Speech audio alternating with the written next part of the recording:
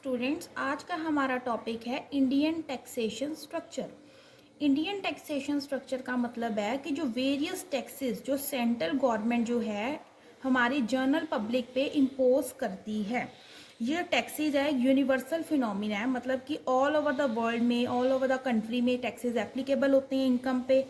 और जो है टैक्स है ये कंपलसरी एक्सट्रैक्शन है। इसका मतलब ये है कि वॉलंटरी कंट्रीब्यूशन नहीं है। हम अपनी मर्जी से गवर्नमेंट को टैक्स नहीं देते, जिसका मन किया उसने दे दिया, जिसका मन किया उसने नहीं दिया। नहीं, ऐसा नहीं होता।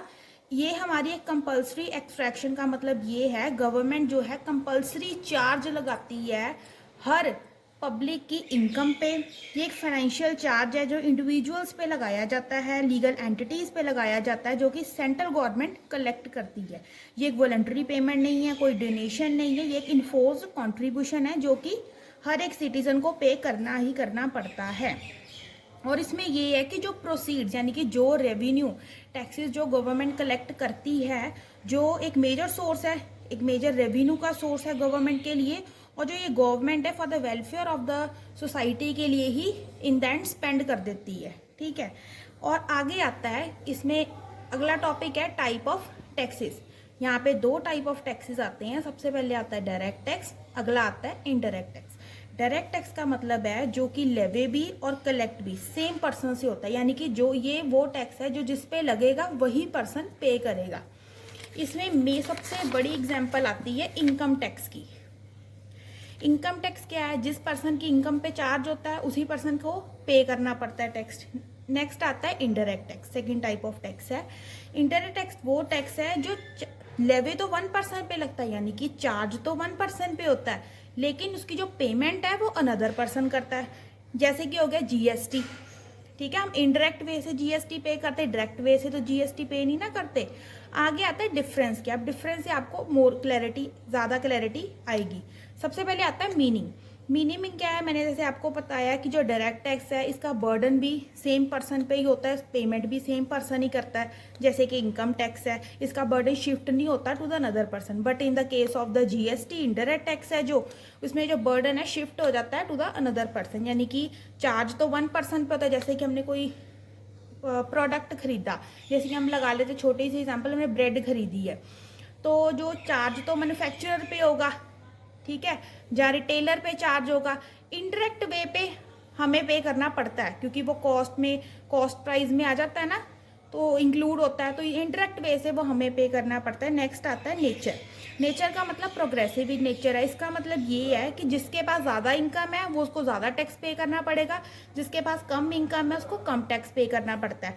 लेकिन इनडायरेक्ट टैक्स जो है रिग्रेसिव टाइप का। रिग्रेसिव टाइप का मतलब ये कि सेम अमाउंट ऑफ टैक्स सभी को पे करना पड़ता है। इसमें हमारी इनकम के साथ कोई डायरेक्ट रिलेशन नहीं आता।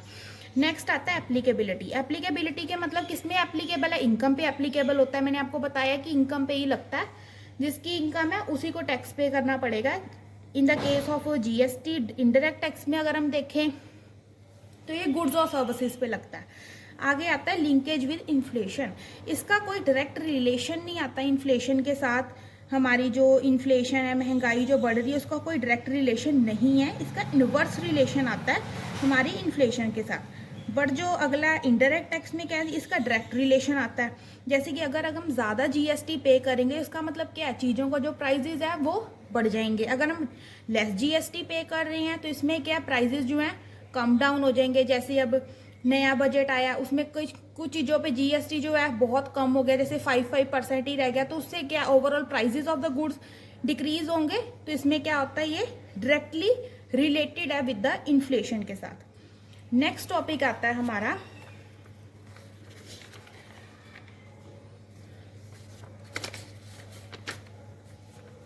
Structure of Indian taxation system. Structure of Indian taxation system में ये कि इंडिया का जो टैक्सेशन सिस्टम है उसका स्ट्रक्चर क्या है। जो इंडिया का टैक्सेशन सिस्टम है ये वर्ल्ड का लार्जेस्ट टैक्सेशन सिस्टम है। ठीक है, और यह मोस्ट ऑफ द पीपल पे एप्लीकेबल होता है, बिजनेस एंटिटीज पे भी एप्लीकेबल होता है। ठीक है, ये एक वेल स्ट्रक्चर्ड सिस्टम है जो कि सेंट्रल गवर्नमेंट इंडियन कॉन्स्टिट्यूशन से आया है। इंडियन कॉन्स्टिट्यूशन जो है टैक्सेस लगाती है अपॉन द जनरल पब्लिक पे। जो इंडियन टैक्सेशन सिस्टम है ना, ये एक फेडरल टाइप का सिस्टम है। फेडरल टाइप का सिस्टम या इसका मतलब ये है कि इसमें दो टाइप ऑफ गवर्नमेंट इंक्लूड होती है, सेंट्रल भी है और स्टेट भी है। कुछ टैक्सेस सेंट्रल गवर्नमेंट लगाती है, कुछ टैक्सेस स्टेट गवर्नमेंट लगाती है। जैसे हम कोई प्रोडक्ट खरीदते हैं, आपने इन द एंड देखा होगा जब बिलिंग होती है तो उसमें होता है CGST इतना लगा, SGST इतना लगा। इसका मतलब कुछ टैक्सेस सेंट्रल ने लगाए, कुछ टैक्सेस स्टेट गवर्नमेंट ने लगाई। आगे आता है कॉन्स्टिट्यूशनल प्रोविजंस। इसका मतलब ये है कि जो आर्टिकल 246 है 7th शेड्यूल इंडियन कॉन्स्टिट्यूशन का, उसने कहा है कि हमें लेजिस्लेटिव पावर्स दी गई हैं हमारी गवर्नमेंट को। इसमें बेसिकली लिस्ट आती है, उसके अकॉर्डिंग की जो गवर्नमेंट है टैक्सेस लगाती है। सबसे पहले आती है लिस्ट 1, ये सेंट्रल लिस्ट है। इसमें सिर्फ पार्लियामेंट ही टैक्सेस लगाती है और कोई स्टेट गवर्नमेंट टैक्सेस नहीं लगाती, सिर्फ इसमें पार्लियामेंट्री टैक्सेस चार्ज करती है। आगे आती है लिस्ट सेकंड। लिस्ट सेकंड में आती है स्टेट लिस्ट। इसमें सिर्फ कौन से एरियाज आते हैं, स्टेट लेजिस्लेचर, यानी कि इसमें सिर्फ स्टेट गवर्नमेंट टैक्सेस एप्लीकेबल करेगी। आगे आती है लिस्ट थर्ड। लिस्ट थर्ड आती है कोकरेंट लिस्ट। कोकरेंट लिस्ट का मतलब है इसमें अब कॉम्बिनेशन ऑफ बोथ है, यानी कि इसमें कुछ टैक्सेस पार्लियामेंट यानी कि सेंट्रल गवर्नमेंट अप्लाई करेगी, कुछ टैक्सेस लगाती है हमारी स्टेट गवर्नमेंट।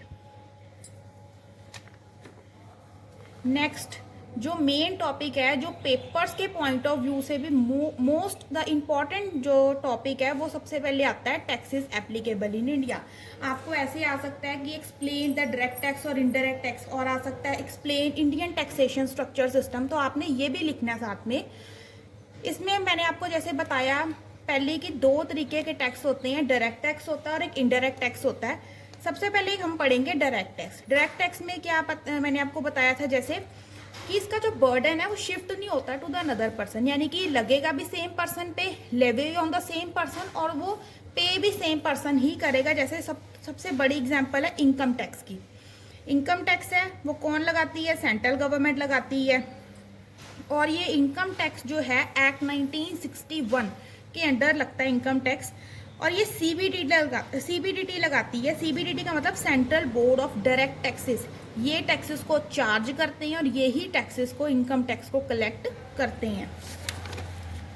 आगे आता है इनडायरेक्ट टैक्सेस। इनडायरेक्ट टैक्स ये सेकेंड टाइप है। अब जो जैसे मैंने आपको बताया कि इसका जो बर्डन शिफ्ट हो जाता है टू द अनदर पर्सन। जो इनडायरेक्ट टैक्स है वो एक पर्सन पे लेवी होता है, बट वो क्या करता है, इसका इंसिडेंस अनदर पर्सन पे फॉल होता है। ये जो इनडायरेक्ट टैक्स है वो बर्डन अनदर पर्सन पे शिफ्ट किया जा सकता है।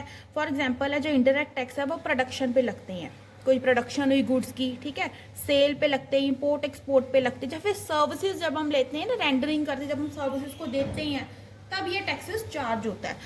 और जो इनडायरेक्ट टैक्सेस है ये 3 लेवल्स पे लगता है, यानी कि सेंट्रल गवर्नमेंट, स्टेट गवर्नमेंट और लोकल बॉडीज लगाती हैं।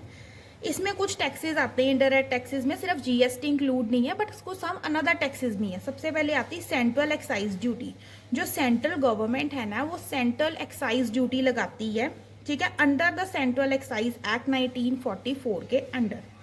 ये वो टैक्स है जो कि चार्ज होता है एक्साइजेबल गुड्स के ऊपर, यानी कि वो गुड्स जो तो आइदर मैन्युफैक्चर हुई हैं इंडिया में या फिर फॉर द डोमेस्टिक कंजप्शन है। डोमेस्टिक कंजप्शन का मतलब वो इंडिया में ही कंज्यूम की जाएंगी। अगला आता है कस्टम ड्यूटी। अब जो कस्टम ड्यूटी है ये कौन लगाता है, CC से याद कर लो, सेंट्रल गवर्नमेंट ही लगाती है, ठीक है। ये जो ड्यूटीज हैं कस्टम पे, ये किस पे लगती हैं, इंपोर्ट एक्सपोर्ट गुड्स पे लगती हैं। जो गुड्स इंपोर्ट या एक्सपोर्ट होती हैं ना, ये उन पे लगती हैं कस्टम ड्यूटी। नेक्स्ट आता है हमारे पास सर्विस टैक्स। सर्विस टैक्स जो है ये बंद हो गया, अबॉलिश हो गया, खत्म हो गया टैक्स विद इफेक्ट फ्रॉम 1 जुलाई। मतलब जब से GST आया फ्रॉम द 1 जुलाई 2017 से ये टैक्स जो है अबॉलिश हो गया। सेंट्रल सेल्स टैक्स भी अबॉलिश हो गया है। आगे आता है वैट। जो वैट एक modern logical progressive form of tax है। ये टैक्स जो एक मल्टी स्टेज टैक्स है। मल्टी स्टेज टैक्स का मतलब है ये डिफरेंट स्टेजेस पे टैक्स लगता है, कोई एक बार ही टैक्स नहीं लगता या 2 बार ही नहीं लगता। जितनी बारी हमारी गुड जो प्रोडक्शन के थ्रू, स्टेप्स के थ्रू आती जाएंगी, उतनी बड़ी ये हमें टैक्स लगता है। अगर सपोज करो हम आपकी प्रोडक्शन के 4 स्टेजेस हैं, तो 4 स्टेज पे ही हमारा टैक्स लगेगा, इसलिए हम इसको मल्टी स्टेज टैक्स कहते हैं। आगे आती है हमारी GST। तो GST तो आपको सभी को पता है, GST comprehensive form of tax है। ये एक सिंगल इंडायरेक्ट टैक्स है। सिंगल इंडायरेक्ट टैक्स का मतलब ये होता है कि ये इसने सभी टैक्स अबॉलिश कर दिए, इसने सभी टैक्स खत्म कर दिए। अब हमारे पास सिर्फ एक ही टैक्स लगता है, जीएसटी। ये गुड्स और सर्विसेज पे लगता है, ठीक है। और ये मॉडर्न लॉजिकल, ये भी एक प्रोग्रेसिव फॉर्म ऑफ टैक्स है जो कि मल्टी स्टेज टैक्स है। ये विद फर्स्ट, ये कब से आया था, इम्प्लीमेंट कब हुआ था, विद इफेक्ट फ्रॉम 1 जुलाई 2017 को। और ये बेसिकली गुड्स और सर्विसेज पे लगता है। आगे आ जाता है इसके फीचर्स के हैं। फीचर्स आता है सिंगल कॉम्प्रीहेंसिव इनडायरेक्ट टैक्स। इसमें ये है कि जीएसटी एक सिंगल कॉम्प्रीहेंसिव इनडायरेक्ट टैक्स है जो गुड्स और सर्विसेज पे लगता है। इसमें कोई भी सेपरेट टैक्सेस नहीं अब लगते, जैसे कि प्रोडक्शन ऑफ गुड्स पे अलग लग गए, सप्लाई ऑफ सर्विसेज पे अलग नहीं। प्रोडक्शन ऑफ गुड्स पे भी और सर्विसेज पे भी, दोनों में सेम टैक्स लगता है, यही एक ही लगता है, कॉमन टैक्स है जीएसटी। आगे आता है लेविड एज पर कॉन्स्टिट्यूशन। अब जो ये जीएसटी है वो कैसे लेवी किया जाता है, एज पर कॉन्स्टिट्यूशन, यानी कि कॉन्स्टिट्यूशन के अंडर ही ये जीएसटी लगता है, यानी कि सेंट्रल गवर्नमेंट टैक्स इम्पोज करती है। आगे आ जाता है एप्लीकेबिलिटी। अब जीएसटी जो ऑल ओवर इंडिया एप्लीकेबल है, एक्सेप्ट इसमें, हाँ इसमें ये है कि जो जम्मू और कश्मीर को छोड़ के ऑल ओवर इंडिया एप्लीकेबल है। देखो जी, इंडिया में तो आया था 1 जुलाई 2017 को, JNK जम्मू एंड कश्मीर में आया था विद इफेक्ट फ्रॉम 8 जुलाई 2017। आगे आता है destination based indirect taxation system. इसमें ये है कि जो इनडायरेक्ट टैक्स है वो एक डेस्टिनेशन बेस्ड टैक्स है, मतलब कि ये कंजप्शन सेंटर पे लगता है, ठीक है। जैसे हमारी कंजप्शन सपोज करो पंजाब में है, लेकिन मैन्युफैक्चरिंग गुजरात में है। अब जहाँ पे जो कंज्यूम होगी चीज, यानी कि अगर कोई चीज जो कंज्यूम हो रही पंजाब में, तो टैक्स कहाँ पे लगेगा, पंजाब में, यानी कि कंजप्शन स्टेट पे टैक्स लगता है, इसलिए इसको डेस्टिनेशन बेस्ड टैक्स कहा जाता है। आगे आ जाता है टैक्सेस टू बी सबसम्ड। अब कौन कौन से टैक्सेस जो सबसम हो गए हैं जीएसटी में इंक्लूड, एक सेंट्रल टैक्सेस हैं, इसमें सेंट्रल एक्साइज ड्यूटी है, एडिशनल एक्साइज ड्यूटी आ जाती है, जब वो सर्विस टैक्स आ जाती हैं, जब सेंट्रल सब चार्ज एंड सेसेस। आगे आती है स्टेट टैक्स। स्टेट टैक्स में आती है परचेज टैक्स है, लग्जरी टैक्स है, टैक्सेस ऑन लॉटरी, बेटिंग और गैम्बलिंग वगैरह पे। आगे आ जाए टैक्सेस जो सबसम डी नहीं हुए जीएसटी में, वो अलग से सेपरेट भी आगे लग रहे हैं। वो कौन से, बेसिक कस्टम ड्यूटी जो एक्सपोर्ट इंपोर्ट पे लगती है, रोड एंड पैसेंजर टैक्स है, टूल टैक्स है वो हम पे करते हैं ना, वो प्रॉपर्टी टैक्स हो गया, ठीक है। आगे आ जाता है जो गुड्स कवर्ड ही नहीं हुए जीएसटी के अंदर, वो है पेट्रोलियम क्रूड हो गया, हाई स्पीड डीजल, ठीक है, यानी कि इन पे अलग से टैक्स लगता है। और आगे आ जाता है कोई एविएशन है, नेचुरल गैस है, तंबाकू, इन तंबाकू प्रोडक्ट्स आ गई ये। आगे आ जाता है आईजीएसटी, जिसको हम कहते हैं input tax credit. Under GST regime के अंदर, जीएसटी के अंदर हमारे पास दो तरीके के टैक्स लगते हैं, सीजीएसटी और एसजीएसटी, ठीक है। इसका मतलब ये है कि जो टैक्सेस जो हम सीजीएसटी की तरह पे कर रहे हैं, यानी कि जो टैक्स हम एज अंडर सीजीएसटी पे कर रहे हैं, उस पे इनपुट टैक्स क्रेडिट अलाउड है, यानी कि हमें कुछ क्रेडिट मिलेगा, ठीक है। जब हम सीजीएसटी कोई लायबिलिटी को, मतलब जब हम सीजीएसटी टैक्स पे करेंगे, अगर हम कोई टैक्स एज एसजीएसटी पे कर रहे हैं उस पर भी हमें इनपुट टैक्स क्रेडिट मिलेगा। जब हम एसजीएसटी पे करेंगे, क्रॉस यूटिलाइजेशन नहीं कर सकते। इसका मतलब ये है कि अगर हम कह रहे हैं कि अगर हम सीजीएसटी पे करें तो हमें एसजीएसटी का क्रेडिट दे दो, नहीं। जब हम सीजीएसटी पे करें तभी हमें सीजीएसटी का क्रेडिट मिलेगा, जब हम एसजीएसटी पे करें तो हमें एसजीएसटी का क्रेडिट मिलेगा। आगे आ जाता है कॉमन थ्रेशोल्ड लिमिट। इसका मतलब ये है कि कुछ कॉमन थ्रेशोल्ड लिमिट दी है गवर्नमेंट ने, ठीक है। जैसे 40 लाख हो गई है फॉर स्पेशल कैटेगरी स्टेट्स के लिए आ जाती है, 1.5 करोड़ आ जाती है फॉर एक्साइज के लिए, सर्विस टैक्स है 10 लाख। कुछ हमें थ्रेशोल्ड लिमिट की, यानी कि कुछ एग्जम्पशन दी जाती है।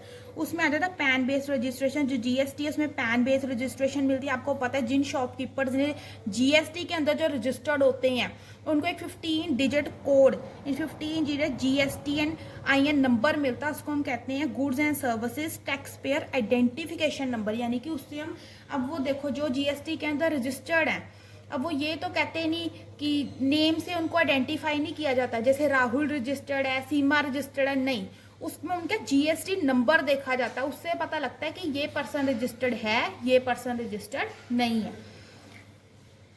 आगे आ जाता है डेट ऑफ लाइबिलिटी। इसमें आ जाता है कि जो जीएसटी है वो कैसे पे किया जाएगा गुड्स और सर्विसेज पे? सबसे पहले इशू ऑफ इनवॉइस देखेंगे, आगे हम देखेंगे रिसिप्ट ऑफ पेमेंट कि हमें जो पेमेंट की रिसिप्ट है वो कब मिली है। जो दोनों में से अर्लियर आएगा, जो दोनों में से जल्दी आएगा, उसमें हम क्या करेंगे, लायबिलिटी, मतलब कि हम लायबल हैं कि अब हम जीएसटी को पे करें। ठीक है, आगे आता कॉम्पोजिशन स्कीम। गवर्नमेंट ने फॉर द स्मॉल सप्लायर्स के लिए क्या किया है, जो जीएसटी पेमेंट के अंदर नहीं आते, जो जीएसटी पे नहीं कर सकते, जिनकी जो एनुअल इनकम है वो कम है, 1.5 करोड़ है, वो क्या किसके अंडर आते हैं, कॉम्पोजिशन लेवी स्कीम के अंडर आते हैं। उनको कॉम्पोजिशन लेवी स्कीम के अंडर पेमेंट करनी पड़ती है, जैसे कि स्मॉल रेस्टोरेंट्स वाले आ गए हैं। ठीक है, इनको 5% पेमेंट करनी पड़ती है। नेक्स्ट आ जाता है हमारा टैक्सेबल इवेंट। टैक्सेबल इवेंट में आ जाता है कि मतलब कौन सी, कब हमने सप्लाई ऑफ गुड्स की, कब हमने सप्लाई ऑफ सर्विसेज की, वो बन जाता है टैक्सेबल इवेंट। नेक्स्ट आता है payment of GST. Payment of GST हमने कब करनी है। उसके बाद रेट ऑफ जीएसटी, बेसिकली वैसे जो सबसे ज़्यादा है रेट ऑफ जीएसटी, अब तो जैसे नया बजट आया उसमें जो रेट ऑफ जीएसटी वो डिफरेंट सबसे ज़्यादा जीएसटी उन्होंने 5% कर दिया, 40% कर दिया उन्होंने लग्जरियस गुड्स के लिए, ठीक है, जैसे कंफर्ट गुड्स के लिए हो गया, लेकिन अब सबसे ज़्यादा रेट लगता है 5%। आगे आ जाता है एग्जम्प्टेड। कुछ गुड्स और सर्विसेज हैं जो जीएसटी रजीम के अंदर क्या हो जाती है, एग्जम्प्टेड हो जाती है, मतलब कि इनके ऊपर टैक्स नहीं लगता। फॉर एग्जांपल एग्रीकल्चरल गुड्स है ना, उनके ऊपर टैक्स नहीं लगता। आज के लिए स्टूडेंट्स यही टॉपिक, अगला टॉपिक हम अगले वीडियो में कवर करेंगे। अगर आपको वीडियो अच्छी लगी तो please like share subscribe my channel. Thank you.